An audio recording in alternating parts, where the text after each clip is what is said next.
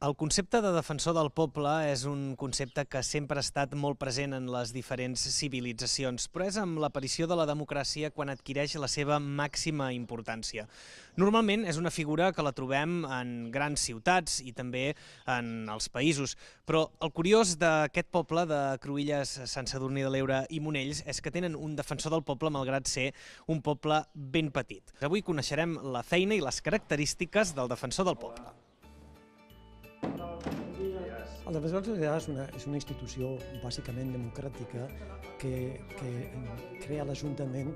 com una garantia de que quedarà controlat no només pel ciutadà, que evidentment té el dret de votar cada 4 anys i això, però en el dia a dia una tasca d'alguna persona totalment independent que té la capacitat i té reconegut la potestat de controlar el dia a dia de l'administració. Bàsicament és assistir als veïns quan per alguna raó no estan satisfets amb el que ha fet l'Ajuntament i és aleshores quan poden venir al defensor per plantejar una queixa, una reclamació i el defensor comença la seva actuació de supervisar el que ha fet l'administració municipal i si ho ha fet bé o malament. El defensor és designat pel ple de l'Ajuntament amb una majoria qualificada, de manera que no està vinculat a un partit polític, no pot rebre instruccions de ningú, és totalment independent i l'única cosa que s'ha de fer és presentar una memòria anual cada any al ple de l'Ajuntament, una memòria de les actuacions, però que no és per fiscalitzar el defensor, és al contrari, el defensor és el que fiscalitza al municipi, o als regidors en aquest cas. És a dir, que aquest municipi és el més petit de Catalunya i jo em plantejo a vegades, no ho sé, però em plantejo si no serà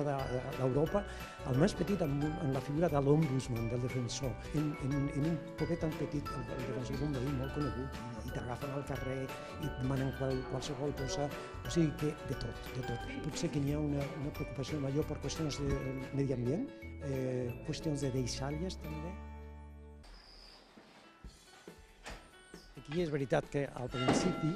jo mateix, perquè jo sé que el primer síndic del municipi es va crear la institució fa 5 anys o 6 i en principi jo tenia una mentalitat diferent. Realment jo pensava que seria una qüestió més de paperasses i de burocràcia i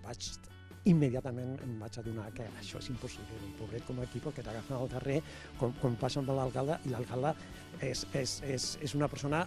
clar, que és un veí més, o sigui, tothom sabent que és l'alcalde, però és un veí més i tenim una relació perfecta, només aquest coneixement físic de les persones que veus cada dia, sinó també la possibilitat de parlar dels seus problemes, de les seves expectatives i poder transmetre aquesta problemàtica als que realment estan al govern del municipi. Jo crec que és una oportunitat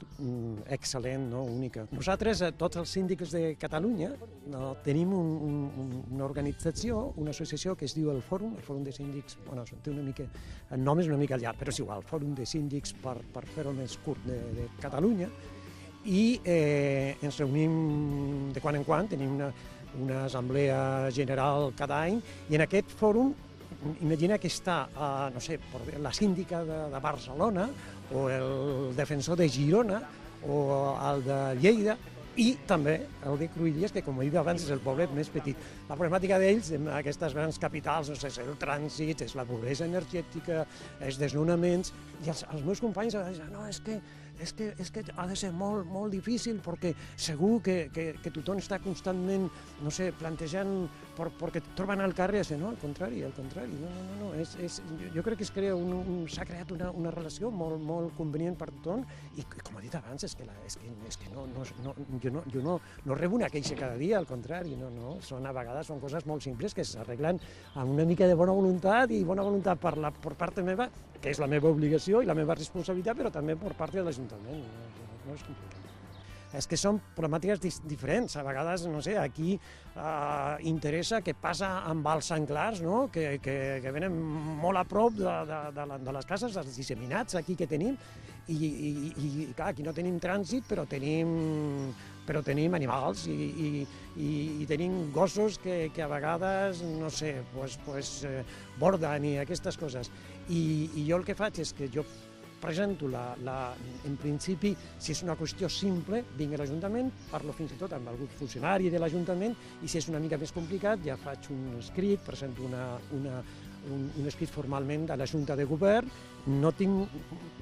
gaire complicacions perquè també és veritat que l'administració municipal ho està fent bé, està fent bé. I només el fet de tenir un defensor, de prendre aquesta decisió de crear l'institució, diu molt d'un polvet, perquè jo em pregunto a vegades per què no n'hi ha un defensor en cada poble, en cada municipi. De veritat, és una cosa que a vegades no entenc.